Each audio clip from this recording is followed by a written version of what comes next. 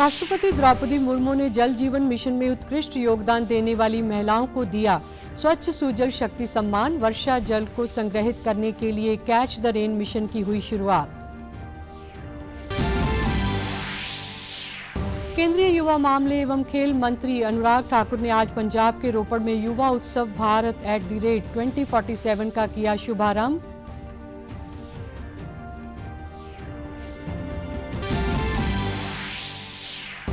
फरीदाबाद में 10 से 12 मार्च तक होगा सांसद खेल महोत्सव 2023 का आयोजन। केंद्रीय राज्य मंत्री कृष्णपाल गुर्जर ने मैराथन दौड़ को हरी झंडी दिखाकर किया रवाना। और पलवल में मोटा अनाज विषय पर किसान मेले का आयोजन। 4 मोबाइल वैनों द्वारा गांव में लोगों को मोटे अनाज के बारे में किया जाएगा जागरूक। नमस्कार, मैं जगजीत कौर। अब समाचार विस्तार से। राष्ट्रपति द्रौपदी मुर्मू ने आज नई दिल्ली में स्वच्छ सुजल शक्ति सम्मान 2023 प्रदान किए। यह सम्मान स्वच्छ भारत मिशन के अंतर्गत ग्रामीण जल जीवन मिशन और राष्ट्रीय जल अभियान की श्रेणी में दिए गए। इस अवसर पर राष्ट्रपति ने जल शक्ति अभियान कैच द रेन 2023 अभियान की भी शुरुआत की। राष्ट्रपति ने स्वच्छ सुजल शक्ति की अभिव्यक्ति पुस्तिका का भी लोकार्पण किया। कार्यक्रम के केंद्रीय जल शक्ति मंत्री गजेंद्र सिंह शेखावत भी मौजूद थे। राष्ट्रपति ने कार्यक्रम को संबोधित करते हुए जल जीवन मिशन की सराहना की। उन्होंने कहा कि जल जीवन मिशन से महिलाओं को काफी सुविधा मिली है। हमारी बेटियां और बहनों को अक्सर पानी लेने के लिए काफी दूर तक जाना पड़ता था। इन्हीं समस्याओं को ध्यान में रखकर भारत सरकार द्वारा स्वच्छ भारत मिशन ग्रामीण और जल जीवन मिशन के माध्यम से सभी लोगों को स्वच्छ पेयजल और स्वच्छता की सुविधाएं प्रदान करने के लिए विशेष उपाय किए जा रहे हैं। राष्ट्रपति ने कहा कि गुजरात में सुजलाम सुफलाम योजना के अंतर्गत गंदे पानी की समस्या को समाप्त कर दिया गया है। 2 लाख गांव ODF+ घोषित हो गए हैं। भारत सरकार ने सुजलाम सुफलाम योजना ने जल प्रबंधन का एक अनुकरणीय उदाहरण प्रस्तुत किया है। इस योजना के सफल कार्यान्वयन ने सौराष्ट्र और कच्छ में पानी की कमी का लगभग समाप्त कर दिया है। हमारा प्रयास होना चाहिए कि जल संरक्षण और इसके प्रबंधन के लिए सभी स्टेक होल्डर्स एकजुट होकर कार्य करें। केंद्रीय युवा मामले एवं खेल मंत्री अनुराग ठाकुर ने आज पंजाब के रोपड़ में युवा उत्सव भारत @2047 का शुभारंभ किया। उन्होंने युवा उत्सव के डैशबोर्ड की शुरुआत भी की। केंद्रीय मंत्री ने कहा कि पहले चरण में इस महीने की 31 मार्च तक देश के 150 जिलों के स्कूल कॉलेज में युवा उत्सव करवाए जा रहे हैं।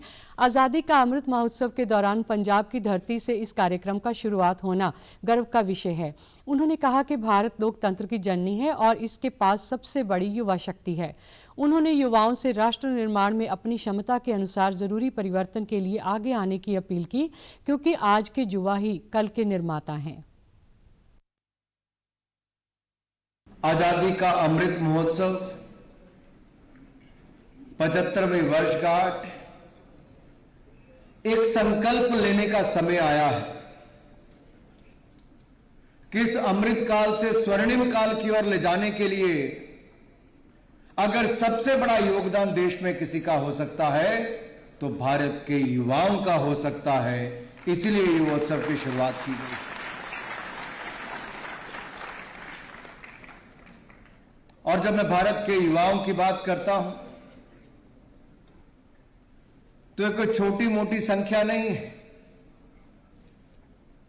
आज 140 करोड़ भारतीयों में 100 करोड़ 35 वर्ष की आयु से कम है, जो दुनिया भर में सबसे बड़ी युवा आबादी कहीं पर है तो हमारे भारत के अंदर। फरीदाबाद में 10 से 12 मार्च तक सांसद खेल महोत्सव 2023 का आयोजन किया जाएगा। इसके उपलक्ष्य में आज केंद्रीय ऊर्जा एवं भारी उद्योग राज्य मंत्री कृष्णपाल गुर्जर ने सेक्टर 12 के खेल परिसर में मैराथन दौड़ को हरी झंडी दिखाकर रवाना किया। कृष्णपाल गुर्जर ने कहा कि प्रधानमंत्री की प्रेरणा से पूरे देश में सांसद खेल महोत्सव का आयोजन किया जा रहा है। उन्होंने बताया कि इस बार 14 साल तक के बच्चों के लिए अलग से खेलों का आयोजन किया जा रहा है। उन्होंने युवाओं से अपील करते हुए कहा कि पंजीकरण करवाकर इन खेलों में अधिक संख्या में भाग लेकर इस खेल महोत्सव को सफल बनाएं। आज प्रदेश की अच्छी खेल नीति के कारण हमारे खिलाड़ी Asian games, Olympics, para Olympics में आधे से ज्यादा पदक जीतकर प्रदेश का नाम पूरी दुनिया में रोशन कर रहे हैं। सांसद खेल महोत्सव 10, 11, 12 मार्च को आयोजित होने जा रहा है और इस बार हमारी कोशिश है कि ज़्यादा से ज़्यादा युवा इसमें भाग लें। हजारों बच्चे इसमें आज मैराथन में भाग ले रहे हैं और हमें उम्मीद है कि इस बार पिछले साल से ज़्यादा नौजवान बच्चे इस प्रतियोगिता में भाग लेंगे। और इस बार हमने वैसे भी 14 साल तक के बच्चों के लिए अलग से प्रतियोगिताओं का आयोजन किया है। आज ओलंपिक हो, पैरा ओलंपिक हो, एशियन गेम्स हो, वर्ल्ड कप हो, आज भारत के नौजवान अपनी प्रतिभा उसमें दिखा रहे हैं। और हरियाणा वैसे भी, हरियाणा के यशस्वी मुख्यमंत्री मनोहर लाल जी की खेल नीति के कारण हरियाणा का खेलों में विशेष महत्व देश और दुनिया में सिद्ध हो गया है। परिवहन मंत्री मूलचंद शर्मा ने मैराथन दौड़ में विजेता खिलाड़ियों को सम्मानित करने के उपरांत कहा कि हम सब मिलकर इस सांसद खेल महोत्सव के आयोजन को सफल बनाएंगे।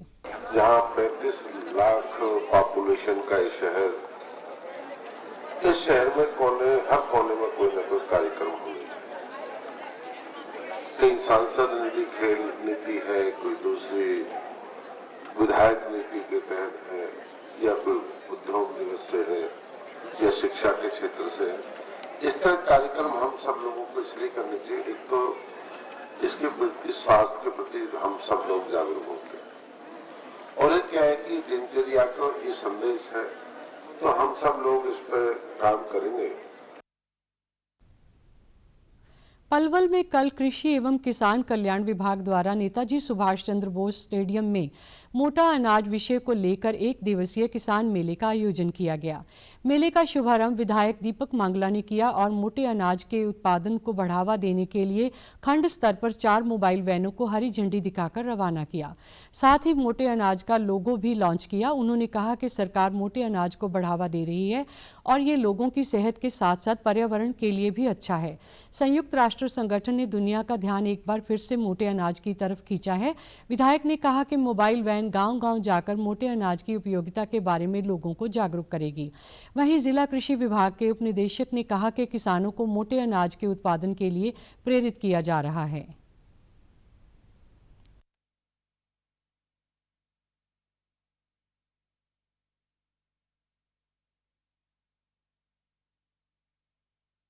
जो मोटे अनाज हैं उनका उपयोग, उनकी खेती वो ज़्यादा मात्रा में पैदा हो, और आज इस भौतिकवाद के युग में हम उसको प्रयोग में ला करके हष्ट-पुष्ट समाज हष्ट-पुष्ट बने।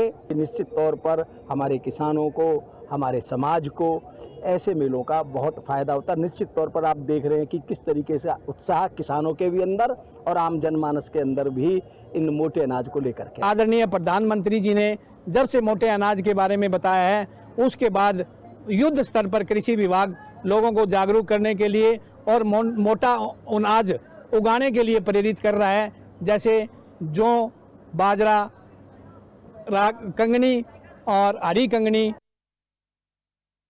किसानों ने कहा कि सरकार मोटे अनाज की खेती के लिए प्रेरित कर रही है। धान और गेहूं की फसलों के में पानी की खपत अधिक होती है, इसलिए मोटे अनाज की फसलों की पैदावार करना समय की ज़रूरत है। मोटा अनाज स्वास्थ्य के लिए भी लाभदायक होता है। मोटे अनाजों के बारे में जानकारी दी गई और प्राकृतिक खेती के बारे में जानकारी दी गई, जिससे हम किसानों का या हर आदमी का स्वास्थ्य ठीक होगा। मोटे अनाजों से हमें बहुत कम खर्चा लगेगा, तो आमदनी ज़्यादा होगी। ज्वार, बाजरा और मक्का ऐसी चीज़ उपज करेंगे जिससे हम अपना स्वास्थ्य और बच्चों का देखभाल की भी कर सकेंगे। धान लगाते हैं और जो चावल लगाते हैं उसमें पानी ज़्यादा लगता है, और हम बाजरा या मक्का या उस कपास अगर बोएंगे तो उसमें पानी की बहुत बचत रहेगी, जो हमारे जीवन के लिए बहुत ही लाभदायक है। केंद्रीय बजट में इस बार की गई घोषणाओं पर प्रधानमंत्री नरेंद्र मोदी हर रोज एक खास विषय पर हितधारकों के साथ संवाद कर रहे हैं। वीडियो कॉन्फ्रेंसिंग के जरिए होने वाले इस कार्यक्रम में आज का विषय था बुनियादी ढांचा और निवेश, पीएम गतिशक्ति राष्ट्रीय मास्टर प्लान के साथ समृद्ध दक्षता में सुधार। प्रधानमंत्री ने वेबिनार में कहा कि इस वर्ष का बजट इंफ्रास्ट्रक्चर सेक्टर की ग्रोथ की नई ऊर्जा देने वाला है। सरकार आने वाले समय में नेशनल इंफ्रास्ट्रक्चर पाइपलाइन के तहत 110 लाख करोड़ रुपए निवेश करने का लक्ष्य लेकर चल रही है। प्रधानमंत्री ने कहा कि मौजूदा समय स्टेक होल्डर्स के लिए नई संभावनाओं और साहसपूर्ण निर्णय लेने का है। इस वर्ष का बजट इंफ्रास्ट्रक्चर सेक्टर की ग्रोथ को नई एनर्जी देने वाला है।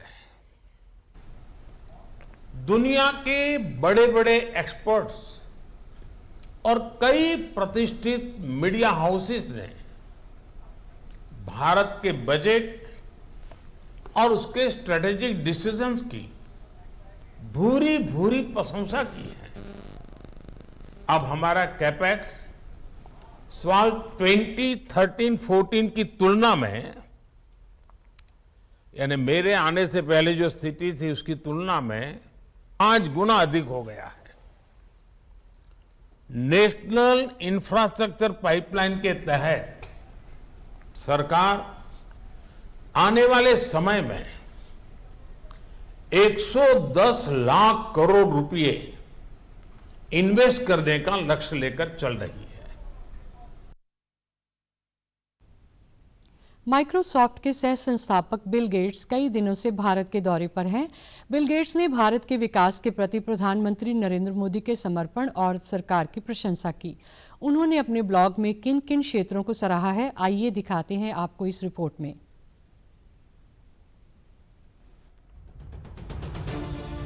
माइक्रोसॉफ्ट के सह संस्थापक बिल गेट्स कई दिनों से भारत के दौरे पर हैं। बिल गेट्स ने नई दिल्ली में शुक्रवार को प्रधानमंत्री नरेंद्र मोदी से मुलाकात की।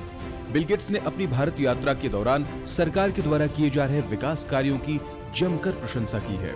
बिल गेट्स ने अपने ब्लॉग में भारत के कोविड-19 प्रबंधन, टीकाकरण अभियान, आयुष्मान भारत डिजिटल मिशन जैसे अभियान की सराहना की। बिल गेट्स ने अपने ब्लॉग में लिखा कि ऐसे समय में जब दुनिया के सामने बहुत सी चुनौतियां हैं, भारत जैसी गतिशील और रचनात्मक जगह की यात्रा करना प्रेरणादायक है।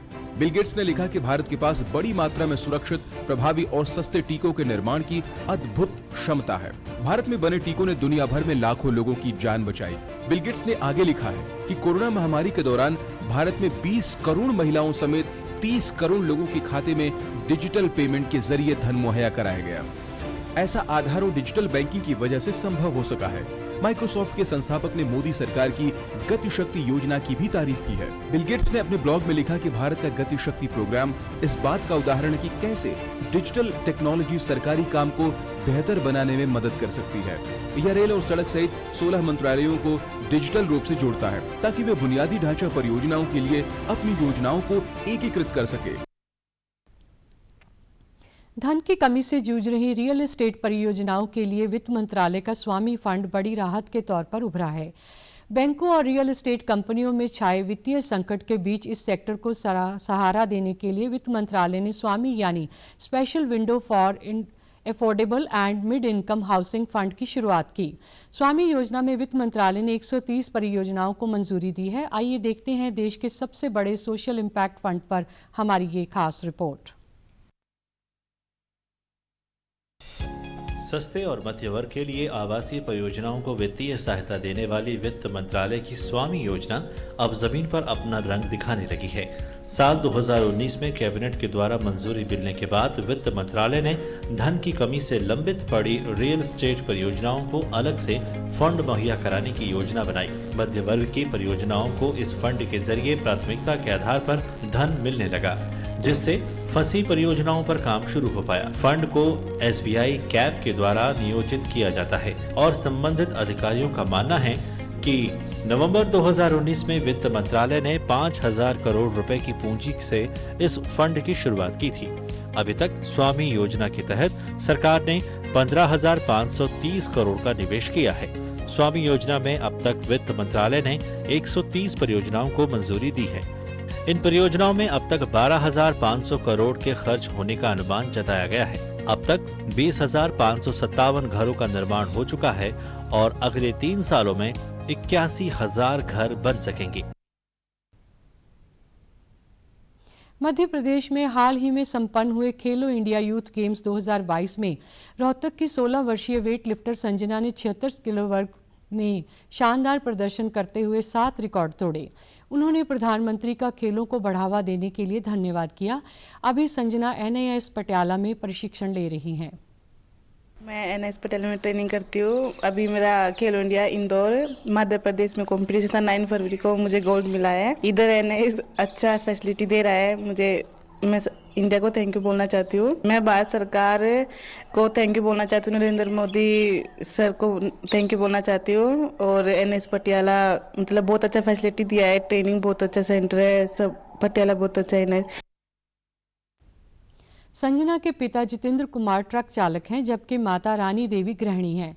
संजना के अभिभावकों ने बताया कि उसने छोटी उम्र से ही प्रतियोगिताओं में भाग लेना शुरू कर दिया था। उसे परिवार का पूरा सहयोग मिला है। वह चाहते हैं कि संजना अंतर्राष्ट्रीय प्रतियोगिताओं में पदक हासिल कर देश और प्रदेश का नाम रोशन करे। अच्छा लग रहा है सर, बहुत अच्छा लग रहा है। बहुत खुशी की बात है सर, हमारे को तो बहुत खुशी की बात। हमारा बच्चा बहुत जा रहा है। अपने गाँव से ही शुरुआत हुई थी सर। अच्छा, उसके बाद राजस्थान चली गई थी, वहाँ रही अपने 1 साल रही होगी। अच्छा, उसके बाद घर पे आ गई थी। कोरोना बंद हो गया था सर फिर वो। अच्छा, उसके बाद पटियाला चली गई सर। उम्मीद तो यही है जी, हमारे बच्चे आगे तक जाओ सर। हाँ, बस यही उम्मीद है जी। अपना अच्छा करो। अच्छा अपने जी तो छोटी क्लास से शुरू किया था उसने खेलना। तो यहाँ मुझे जब मलिक सगर सिखाया करते स्कूल में, तो वो 9 लिख दे बोला मैं सीखूंगा, भाई सीख ले जी। तब से लेकर तो वो खेल रही है। ये सपना तो यही है बच्चा अगति जाए, सबकी उम्मीद कामयाब हो। बड़ा प्राउड फील हो रहा है, बड़ा अच्छा लग रहा है अपना और अपने गांव वालों का, अपने पेरेंट्स का, अपने हरियाणा का। और आगे चल के मैं चाहती हूँ कि भारत का नाम रोशन करे। इसी का यही है हमारा सपना। आगे चल के ओलंपिक में वो गोल्ड मेडल लेके आए और अपने भारत का नाम रोशन करे। हमारा सपना यही है।